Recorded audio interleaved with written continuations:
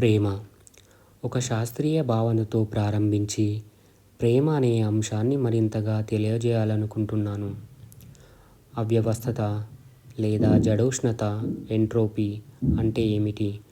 ఒక ఆచరణాత్మక ఉదాహరణతో మనం దానిని అర్థం చేసుకుందాము. మీరు లైబ్రరీ నుండి ఒక పుస్తకాన్ని తెచ్చారనుకుందాం. మీ నాన్నగారు మీకు మరో పుస్తకాన్ని, మీ స్నేహితురాలు మీకు పత్రికలను బహుమతిగా ఇచ్చారనుకోండి. మీ వద్ద సేకరించిన కొన్ని సంగీతపు సీడీలు ఉన్నాయనుకోండి. అవన్నీ గదిలో అస్తవ్యస్తంగా ఒక చిన్న టేబుల్ మీద పేరుకుపోయి ఉన్నాయని అనుకుందాము. ఇప్పుడు అవన్నీ గుట్టలా పేరుకుపోయి ఉన్నాయి. మీ గదిలో మిగిలిన చోట కూడా ఇలా అస్తవ్యస్తంగానే ఉందని, మీ బట్టలన్నీ నేల మీద చెల్లాచెదురై ఉన్నాయని, మీ సాక్సులు మంచం కింద పడి ఉన్నాయని, మీ తువ్వాలు కుర్చీ మీద వేలాడుతూ ఉందని అనుకుందాము.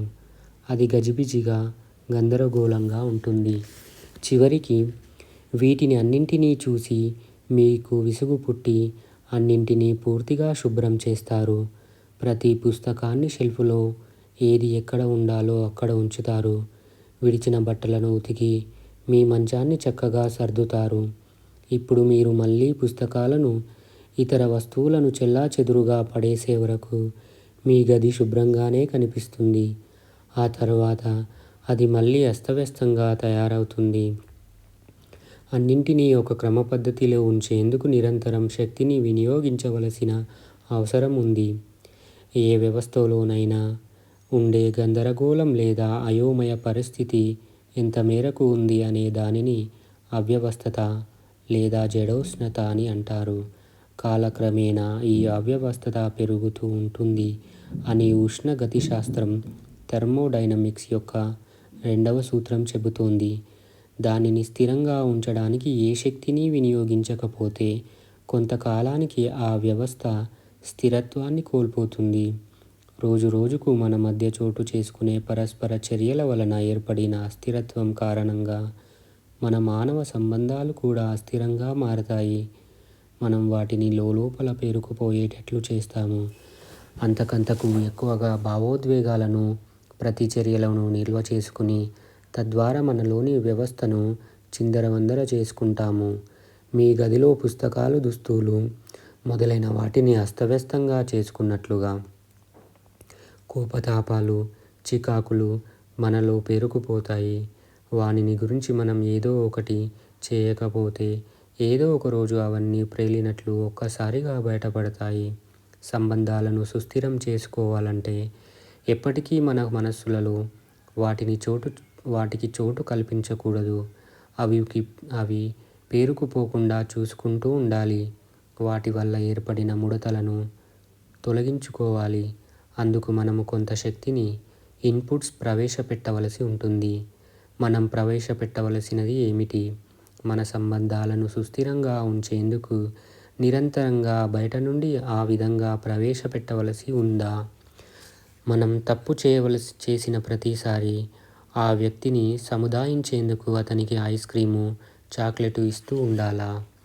అంటే సంబంధాన్ని చెడిపోకుండా నిలుపుకునేందుకు నిరంతరంగా పెట్టుబడి పెట్టాల్సి ఉంటుందని అర్థం. మనం పోట్లాడిన లేదా వాదించిన ప్రతిసారి మనం ఏదో ఒకటి సమర్పించుకుంటూ ఉంటే అది పోను పోను ఇంకా ఎక్కువగా ఇవ్వవలసి వస్తూ ఉంటుంది. అదే సమయంలో ఎలాగైనా సరే ఒకరినొకరు ప్రేమించడమే మన ధర్మం.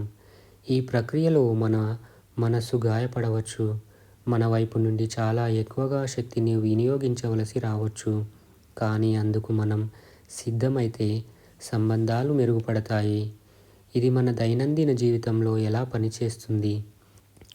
ఒక కుటుంబంలో మనం ఒకరికొకరు సహించాలంటే దాని అర్థం నిరంతరంగా శక్తిని పెట్టుబడిగా పెట్టవలసి ఉంటుంది.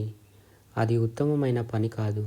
నిజానికి మనమంతా కలిసి ఉన్నప్పటికీ అది ఒక ప్రేమతో నిండిన కుటుంబం కాదు అని అర్థం.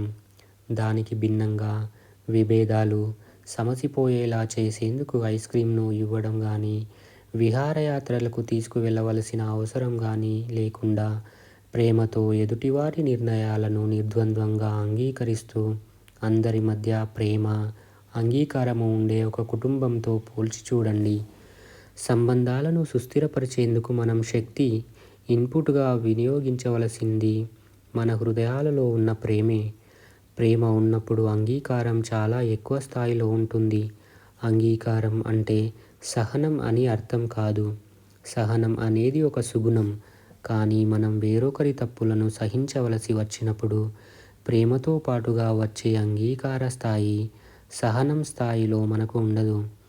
ప్రేమ అన్నింటినీ చక్కబరుస్తుంది. ప్రేమ ఎక్కడి నుండి వస్తుంది? అది నిర్మలమైన హృదయం నుండి వస్తుంది. నిజమైన హృదయం నుండి వస్తుంది. అపనమ్మకం సంబంధాలను చంపివేస్తుంది.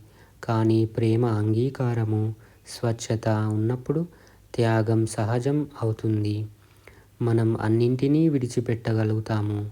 సంబంధాలలో ప్రేమ యొక్క ప్రాముఖ్యతను అర్థం చేసుకునేందుకు ఈ అవ్యవస్థిత ఎంట్రోపీ సిద్ధాంతం మనకు సహాయపడుతుంది. ఆ ప్రేమే మన నిరంతర స్థితి అయినప్పుడు శక్తి ఇన్పుట్స్ పెట్టుబడిగా పెట్టవలసిన అవసరం మటుమాయమవుతుంది. అప్పుడు దేనిని పెట్టుబడిగా పెట్టవలసిన అవసరం ఉండదు. అలా పెట్టవలసిన అవసరం లేనప్పుడు ఆ సంబంధం అత్యంత సుస్థిరమైనది. అది అత్యంత సుస్థిరమైన కుటుంబమని అర్థం. దేనిని వివరించవలసిన అవసరం ఉండదు. ఎందుకంటే ప్రేమ ఉన్న చోట సంజాయిషీలు ఇచ్చుకోవలసిన అవసరం ఉండదు. నిజమైన ప్రేమ విషయానికి వస్తే ఏమి జరుగుతుంది? ప్రేమ అంకురిస్తుంది. ఇరువురి హృదయాలు విస్తరిస్తాయి. ఒకరిని గురించి మరొకరు దేనినైనా, అన్నింటినీ సహిస్తారు. చివరికి ఇతరుల తప్పులు కూడా చాలా ప్రీతిపాత్రమైనవి అవుతాయి. మీరు పోట్లాడుకోరు. అప్పుడు మరో దశ ప్రారంభమవుతుంది. మీరు నిజంగా ప్రేమించడం ప్రారంభించినప్పుడు మిమ్మల్ని మీరు మర్చిపోవడం ప్రారంభిస్తారు. ఆ వ్యక్తిలో మీరు విలీనం కావడం ప్రారంభిస్తారు. ఎదుటి వ్యక్తిని ఆనందంగా ఉంచడానికి మీరు ఎంతటిదైనా చేయాలనుకుంటారు. ఆ సమయంలో మీ గురించి మీరు ఎంతమాత్రమూ పట్టించుకోరు. ప్రేమ వివాహాలు ఎందుకు విఫలమవుతున్నాయి? వారిద్దరిలోనూ పరస్పర ప్రేమ స్పందన సమానంగా లేనప్పుడు అలా విఫలమవుతాయి. ముందటి స్థాయి ఇప్పుడు మారిపోవడం ప్రారంభిస్తుంది. అప్పుడు మీరు మంచి చెడ్డలను గురించి నిర్ణయిస్తూ నేను ఇలా చేసి ఉండవలసింది కాదు అని అనుకుంటూ ఉంటారు. మిమ్మల్ని మీరు పూర్తిగా వదులుకోవడం మీకు ఇష్టం ఉండదు కాబట్టి వెనుకంజ వేయడం ప్రారంభిస్తారు. మీరు భయపడతారు. ఆ అహం నుండి భయం కలుగుతుంది. ఇప్పుడు మీరు మీ గురించి పట్టించుకోవడం ప్రారంభిస్తారు. దానితో మీ సంబంధం అల్లకల్లోలంగా మారుతుంది. మీకు మీ స్వంత అవసరాలను గురించి తెలుస్తుంది. కానీ ఇంతకు ముందు మీకు వాటిని గురించి తెలియదు. అప్పుడు ఎదుటి వ్యక్తి కోసం మీరు ఏదైనా ప్రతిదీ చేయాలనుకునేవారు. కానీ ఇప్పుడు మీరు నాకు ఏం జరిగింది? పూర్వం నేనొక గొప్ప డాక్టరును. కానీ నేను ఇప్పుడు ఎంతో త్యాగం చేస్తున్నాను అంటూ అనుకోవడం ప్రారంభిస్తారు. దానితో సంబంధం దెబ్బతింటుంది. నేను త్యాగం చేశాను అనే ఆలోచన మీలో తలెత్తిన మరుక్షణం ప్రేమ కథకు అదే ముగింపు అవుతుంది. మనం ప్రేమలో ఉన్నప్పుడు మన గురించి మనం ఎంత మాత్రమూ ఆలోచించకూడదా? మనం ప్రేమలో ఉన్నప్పటికీ కూడా నిరంతర అభివృద్ధి మీద మన దృష్టిని కేంద్రీకరించవలసిన అవసరం ఉంటుంది. ఇది కేవలం జాగ్రత్త చెప్పే ఒక సూచన. ఎదుటి మనిషి మనస్సును మీరు గాయపరుస్తున్నట్లు తెలుసుకుంటే, లేదా మీరు వేరొకరి కోసం ఎంత త్యాగం చేస్తున్నారో గమనిస్తూ ఉంటే, అప్పుడు మీలో అహం తలెత్తుతూ ఉందని, మీరు దానిని గుర్తించాలని తెలుసుకోండి. మరోవైపు మన నిరంతర వ్యక్తిగత అభివృద్ధి అహానికి సంబంధించిన లక్షణం కాదు.